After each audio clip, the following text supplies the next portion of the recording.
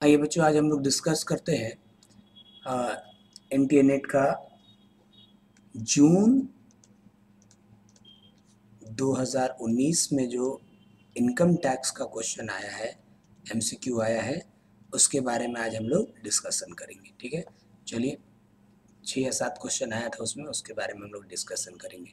देखिए, पहला जो क्वेश्चन आया था इसमें ये था कि यहाँ 2 स्टेटमेंट दिया है, पूछा इसके बारे में। पहला स्टेटमेंट क्या बोल रहा है, इफ द टैक्स लाइबिलिटी, देखिए क्या बोल रहा है कि if the tax liability has been reduced with in the legal framework, मतलब लीगल फ्रेमवर्क में रहते हुए, है ना, ठीक है, मतलब जो भी लॉ में बने हैं उनको ध्यान में रखते हुए अगर हम लोग करते हैं तो उसको हम लोग क्या बोलते हैं, टैक्स प्लानिंग। ठीक है, लीगल फ्रेमवर्क में रह के अगर हम लोग टैक्स को बचाने की कोशिश करते हैं, रिड्यूस करने की, टैक्स लाइबिलिटी रिड्यूस करने की कोशिश करते हैं, तो उसको हम लोग क्या बोलते हैं, टैक्स प्लानिंग। बिल्कुल सही, ये स्टेटमेंट बिल्कुल सही है। ठीक है, दूसरा बोल रहा है if the liability has been reduced to the get benefit as a deduction, deduction लेकर under the income tax, it is called the tax evasion. ठीक है, ये गलत है। ठीक है, देखिए अगर मान लीजिए डिडक्शन लेके अगर आप अपना टैक्स लाइबिलिटी कम करना चाहते हैं तो उसको हम लोग टैक्स एविजन नहीं बोलते, टैक्स अवॉइडेंस बोलते हैं। ठीक है, टैक्स इविजन का अर्थ होता है कि इनलीगल तरीके से टैक्स की चोरी करना, अगर टैक्स को बचाने की कोशिश करते हैं उसको हम लोग क्या बोलते हैं, इविजन। ठीक है, और लीगल तरीके से जो टैक्स बचाने की कोशिश करते हैं उसको हम लोग जैसे डिडक्शन लेते हैं, डिडक्शन अरेंज करते हैं, उसको हम लोग क्या बोलते हैं, टैक्स अवॉइडेंस। मतलब ये स्टेटमेंट गलत है, तो पहला स्टेटमेंट सही हुआ और दूसरा स्टेटमेंट गलत हुआ। तो इस हिसाब से हमारा करेक्ट आंसर यहाँ पर हो जाएगा, स्टेटमेंट 1 इज करेक्ट। सॉरी, एक मिनट, तो उस हिसाब से आंसर हुआ statement 1 is correct but the 2 is incorrect. ठीक है, याद रखिए लीगल फ्रेमवर्क को ध्यान में रखते हुए टैक्स बचाना टैक्स प्लानिंग कहलाता है, ये सही होता है। ठीक है, लेकिन अगर आप बोल रहा है कि डिडक्शन लेके अगर टैक्स बचाने की कोशिश किया जाता है, टैक्स रिड्यूस करने की कोशिश किया जाता है, तो उसको टैक्स एविजन बोलते हैं, नहीं, उसको हम लोग टैक्स अवॉइडेंस बोलते हैं। टैक्स एविजन तो इनलीगल तरीके से जो होता है इसके लिए बोलते हैं, इसलिए फर्स्ट स्टेटमेंट सही, सेकेंड स्टेटमेंट रॉन्ग। ठीक है, चलिए तो इसका आंसर हो गया सेकेंड नंबर पॉइंट, ये आंसर आपका हो गया। चलिए आगे बढ़ेंगे। नेक्स्ट क्वेश्चन क्या बोल रहा है कि रिटर्न ऑफ इनकम जो हम लोग फाइल करते हैं, इनकम टैक्स रिटर्न फाइल करते हैं, वो किस सेक्शन के अनुसार फाइल करते हैं। ठीक है, तो इनकम टैक्स रिटर्न फाइल किया जाता है सेक्शन 139 सब सेक्शन 1 के अनुसार। ठीक है, पूरा टैक्स रिटर्न फाइलिंग के बारे में जो हमको पढ़ना है वो कहाँ पर है, सेक्शन 139 में है, मतलब इसका सही आंसर होगा थर्ड पॉइंट। क्लियर है, ओके आगे बढ़ते हैं हम लोग। ये बड़ा इंपॉर्टेंट क्वेश्चन है। देखिए यहाँ पर अलग अलग तरह के डिडक्शन दिया हुआ है, ATTTA, ATCCD, ATE, और उसको रिलेटेड आइटम से क्या करना है, किस चीज़ के रिगार्ड में ये है वो हम लोग देखेंगे। तो सबसे पहले हम लोग इसके बारे में समझ लेते हैं कि किसके लिए क्या आपका रूल्स होता है। देखिए मैंने यहाँ लिख दिया है। सबसे पहले हम बात करें ATTTA। ठीक है, क्लियर है। ATTTA में क्या बोलता है कि ध्यान सुनिएगा कि interest on saving account with the bank in post office. देखिए ATTTA क्या बोलता है कि कोई भी व्यक्ति जिनका एज 60 साल से कम है, बिलो 60 ईयर। ठीक क्लियर है। देखिए 60 से ऊपर वाले के लिए एक आ गया है नया सेक्शन ATTTB, है ना, तो ATTTA जो है 60 से बिलो वालों के लिए। तो कोई भी व्यक्ति जिसका एज क्या है, बिलो 60 ईयर है, 60 ईयर है, अगर वो पोस्ट ऑफिस में या कोई भी बैंक में सेविंग्स अकाउंट खुलवाते हैं, कहाँ खुलवाते हैं, पोस्ट ऑफिस या बैंक में क्या खुलवा कर रखते हैं, सेविंग अकाउंट। ठीक क्लियर है। तो उसमें जो इंटरेस्ट मिलता है उसमें 10,000 या एक्चुअल अमाउंट ऑफ इंटरेस्ट जो छोटा होगा वो ATTTA में क्या मिलेगा, डिडक्शन मिलेगा। फिर से एक बार क्लियर कर दें, क्या बोला है कि कोई भी व्यक्ति जिनका एज 60 से बिलो हो, ठीक क्लियर है, तो उनके लिए क्या नियम बोलता है, 60 से बिलो हो तो मान लीजिए अगर वो पोस्ट ऑफिस में या बैंक में सेविंग्स अकाउंट खुलवा कर रखे हैं तो वहां से इस पर जो इंटरेस्ट मिलेगा उसके रिगार्ड में डिडक्शन मिलेगा। कितना डिडक्शन मिलेगा, 10,000 या actual amount of interest which ever is lower. ठीक है, चलिए एक और एग्जाम्पल हम आपको समझा देते हैं। जैसे मान लीजिए कि हम अपने बारे में बात करें, ठीक है, मेरा तो 60 से एज कम है, ठीक है, तो मान लीजिए कि हमारा SBI में क्या है, सेविंग्स अकाउंट है, ठीक है, और SBI ने हमको मेरे सेविंग्स अकाउंट पे 20,000 रुपया इंटरेस्ट दिया। ठीक क्लियर है, क्लियर है। तो कितना हमको डिडक्शन मिलेगा ATTTA में, तो एक्चुअल इंटरेस्ट का अमाउंट और 10,000 दोनों में से लोअर कौन है, 10,000, तो 10,000 मेरे को क्या मिलेगा, डिडक्शन मिलेगा। ठीक है, अच्छा मान लीजिए कि कोई व्यक्ति जिसका 60 साल से कम एज है, उन्होंने पोस्ट ऑफिस में सेविंग्स अकाउंट खुलवाया और वहाँ से उनको इंटरेस्ट मिला 8,000 रुपया, ठीक है। तो इंटरेस्ट का अमाउंट और 10,000 का अमाउंट, छोटा कौन है 8,000, तो 8,000 क्या मिलेगा, डिडक्शन। यही चीज़ अगर हम लोग ATTTB की बात करें तो TTB में जो होता है वो आपका होता है 60 से ऊपर वाले लोगों के लिए, ठीक है, क्लियर है। और उसमें क्या, वही same cheese, interest on savings account with the bank और पोस्ट ऑफिस के लिए एक्चुअल इंटरेस्ट और 50,000 दोनों में जो छोटा होगा वो डिडक्शन मिलता है ATTTB में, मैंने बता दिया इसमें, ठीक है। तो ATTTA क्या है, interest on saving account with the bank and post office, ठीक है। बैंक या पोस्ट ऑफिस में आपका सेविंग अकाउंट है, उससे रिलेटेड इंटरेस्ट के लिए, ठीक, क्लियर है। अच्छा, दूसरा चीज़ है ATCCD, क्या है, अगर एम्प्लॉय ने किसी भी तरह का कोई पेंशन स्कीम लेके रखा है, एसएससी ने कोई पेंशन स्कीम लेके रखा है और उसमें अपना कंट्रीब्यूशन कर रहे हैं, तो उसके लिए ATCCD में डिडक्शन मिलता है। ATE में क्या डिडक्शन मिलता है, इंटरेस्ट ऑन हायर एजुकेशन, अगर एम्प्लॉय ने हायर एजुकेशन के लिए अपने या अपने बच्चों के हायर एजुकेशन के लिए कुछ लोन लिया है, तो उसके संबंध में जो इंटरेस्ट भर रहे हैं उसका डिडक्शन ATE में मिलता है। ATEE में क्या मिलता है, अगर घर बनाने के लिए, घर खरीदने के लिए उन्होंने रेसिडेंस के पर्पज से घर बनाने या घर खरीदने के लिए लोन लिया है और जो हाउस प्रॉपर्टी में इंटरेस्ट नहीं मिल पाया है, तो वो भाग यहाँ आपको आके डिडक्शन हो जाएगा, ठीक है। तो यहाँ तो क्लियर हो गया ATTTA किससे रिलेटेड है, ध्यान दीजिए।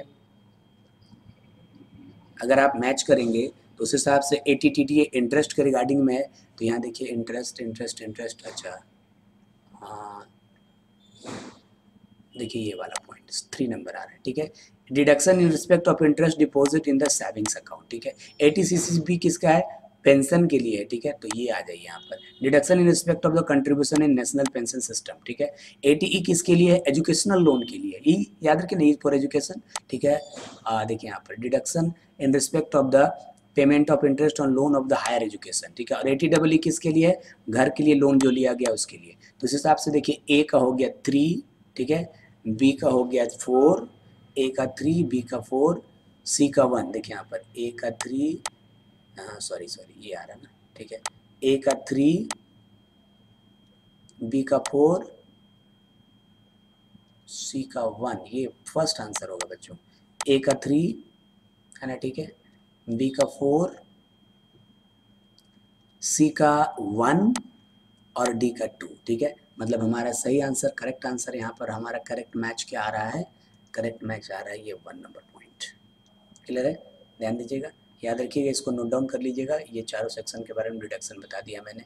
ये बड़ा इंपॉर्टेंट क्वेश्चन है, लेकिन ये असेसमेंट ईयर 18-19 के बारे में पूछा गया है। आइए इसको थोड़ा हम लोग डिटेल में समझे। देखिए क्या है कि बोल रहा है कि एक व्यक्ति जिसका एज कितना है, 55 ईयर है, मतलब बिलो 60 है, ठीक है। एक व्यक्ति जिसका एज 55 ईयर मतलब 60 से कम है, जिसका ग्रॉस टोटल इनकम 3,50,000 है, तो असेसमेंट ईयर 18-19 के लिए टैक्स लाइबिलिटी निकालना है। तो सबसे पहले हम लोग को असेसमेंट ईयर 18 लाइबिलिटी का स्लैब जानना पड़ेगा, मतलब टैक्स स्लैब, ठीक है।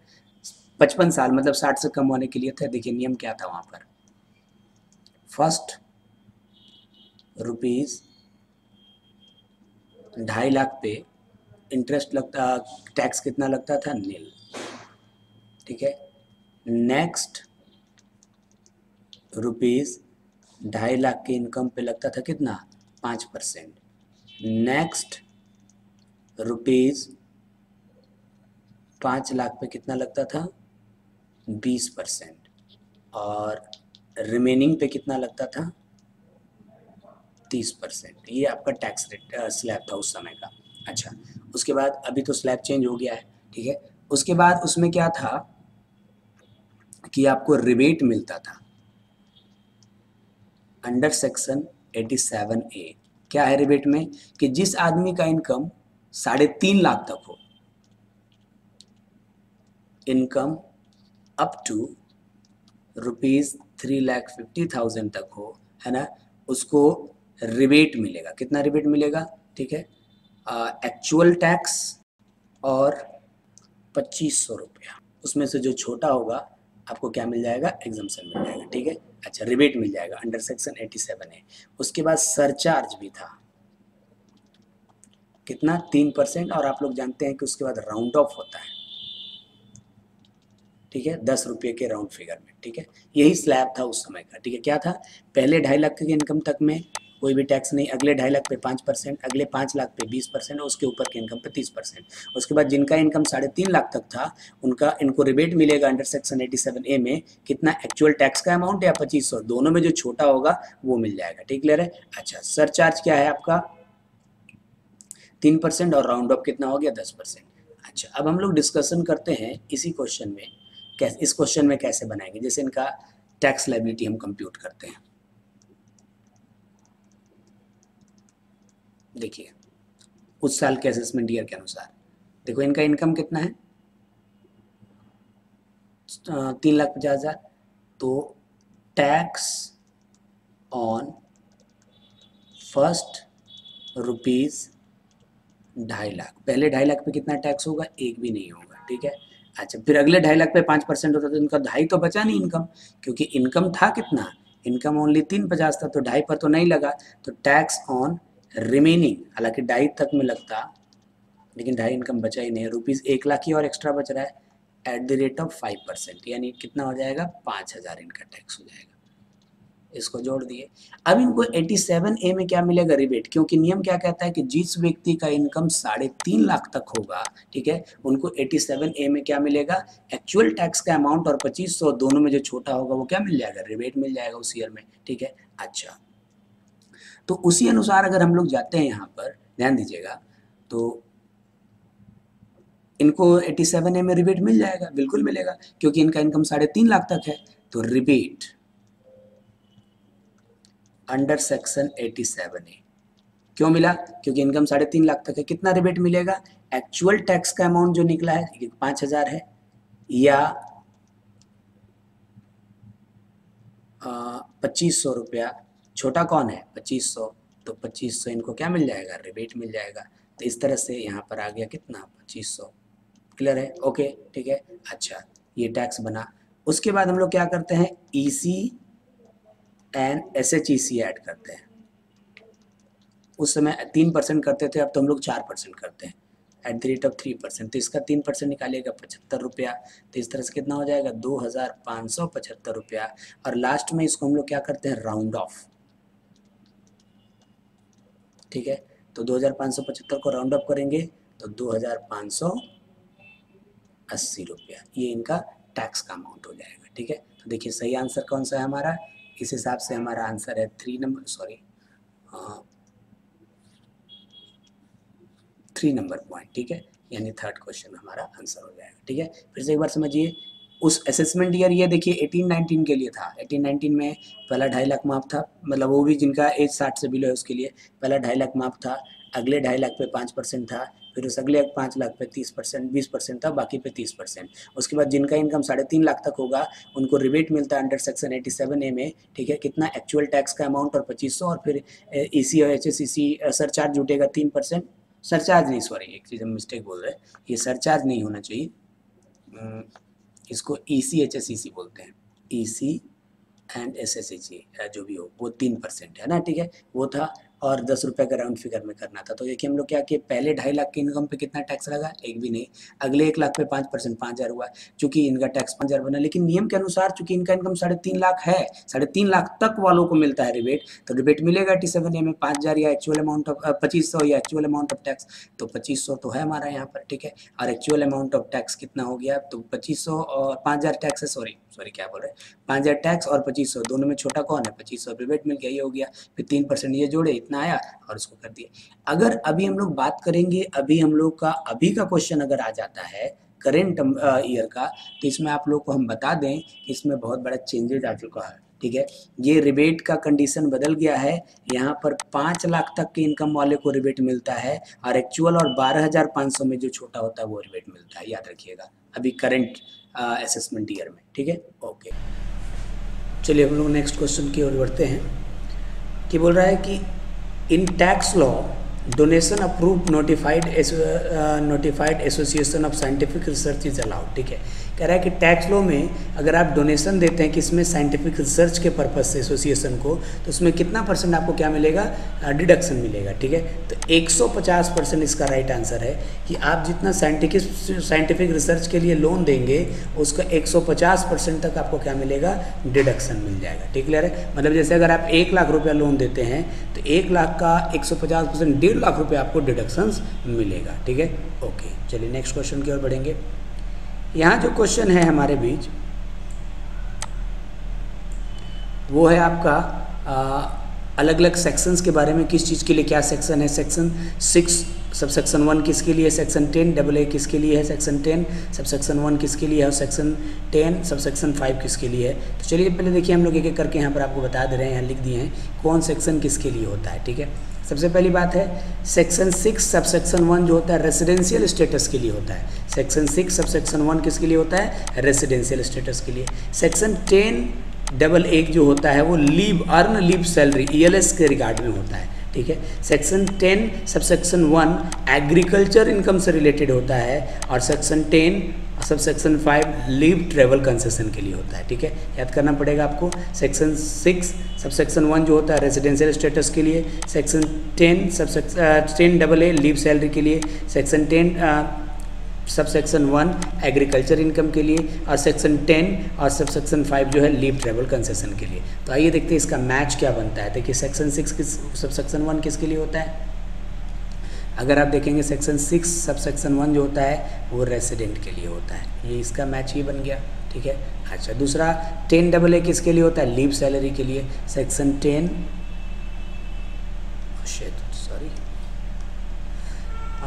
ये इसके लिए हो जाएगा लीव सैलरी वर्क के लिए। ठीक है, सेक्शन 10 सबसेक्शन 11 लीव सैलरी के लिए। सेक्शन 10 सबसेक्शन 1 किसके लिए होता है, एग्रीकल्चर इनकम के लिए। ठीक है, सेक्शन 10 सबसेक्शन 1 किसके लिए हो गया, एग्रीकल्चर इनकम के लिए। और चौथा है सेक्शन 10 सबसेक्शन 5 जो होता है लीव ट्रेवल कंसेशन के लिए होता है, तो ये हो गया लीव ट्रेवल कंसेशन के लिए। तो हमारा मैच क्या बना, उस हिसाब से हमारा मैच बन गया। देखिए 10 का 1, देखिए यही है, बस पहले ही दिख रहा है, पहला A का 1 और B का नहीं सॉरी एक मिनट, A का 3 देखिए तीनों में 3 है। ठीक है, अच्छा A का 3 B का 4। ठीक है, ये देखिए A का 3 B का 4 इन दोनों में दिख रहा है हमको ऐसा। ठीक है, C का 1। ठीक है, C का 1 ये आ रहा है आप लोग का, चौथा मैच आ रहा है।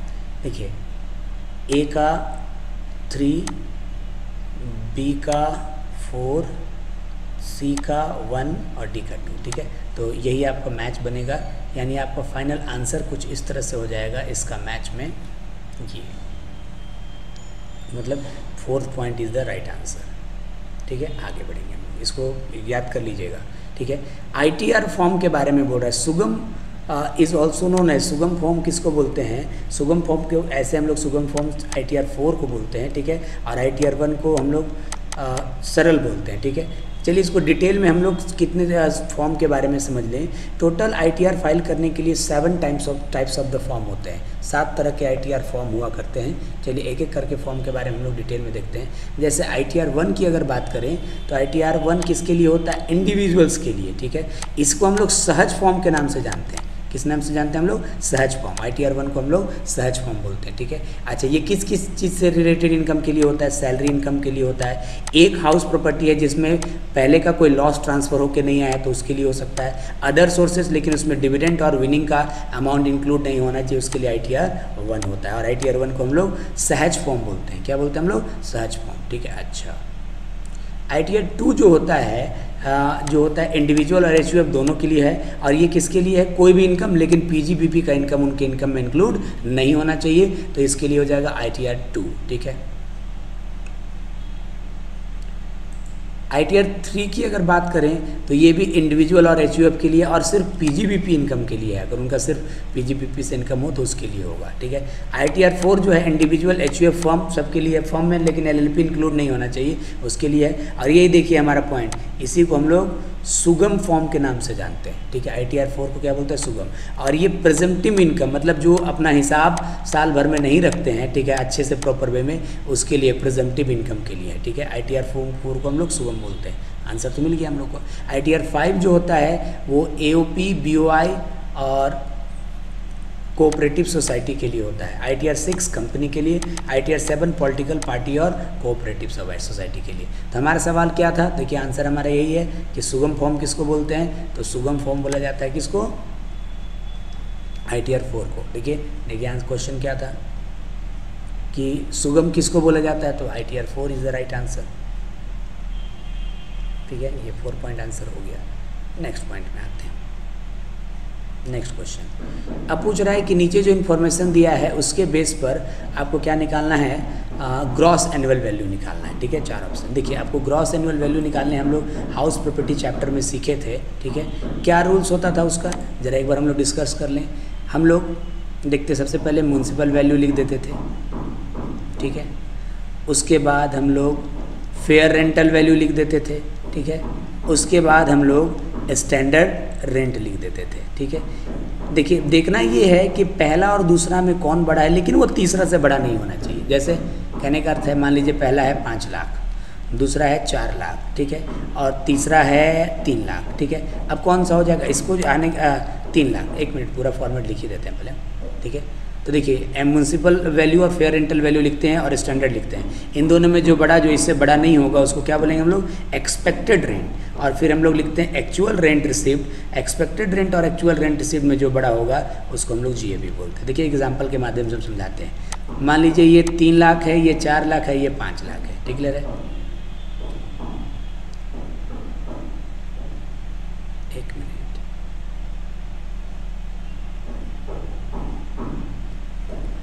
ऐसा करते हैं ना, 5 लाख, 4 लाख और 3 लाख कर देते हैं। इन दोनों में बड़ा कौन है, 5, लेकिन वो इससे बड़ा नहीं होना चाहिए, लेकिन इससे तो बड़ा हो जा रहा है। तो इससे बड़ा हो जा रहा है, तो इसी को हम लोग एक्सपेक्टेड मान लेते हैं, स्टैंडर्ड को। ठीक है, क्लियर है। और एक्चुअल रेंट रिसीव्ड जो है, मान लीजिए 4 लाख रुपया, तो दोनों में बड़ा कौन हो गया, 4 लाख। तो उसी अनुसार हम लोग जब यहाँ देखते हैं, ये जो क्वेश्चन हम लोग के सामने है, म्यूनिसिपल वैल्यू कितना है, 4,50,000। ठीक है, फेयर रेंटल वैल्यू कितना है, 5 लाख, स्टैंडर्ड रेट कितना है, 4,80,000। अब बताइए इन दोनों में बड़ा कौन है, 5, लेकिन वो इससे बड़ा नहीं होना चाहिए, तो इससे ही बड़ा है, इसलिए इसी को हम लोग स्टैंडर्ड से बड़ा नहीं होना चाहिए, स्टैंडर्ड को ही एक्सपेक्टेड मान लेंगे। एक्चुअल रेंट कितना मिल रहा है, 4,20,000। अब इन दोनों में कंपेरिजन करते हैं कि बड़ा कौन है, 480, तो 480 हमारा हो जाएगा क्या, ग्रॉस एनुअल वैल्यू। ठीक है, क्लियर है। आंसर हो गया फर्स्ट पॉइंट, यानी 480। इसका आंसर आ गया 4,80,000। ओके, चलिए ये कंप्लीट हुआ। आप लोग इतना बना के आइए।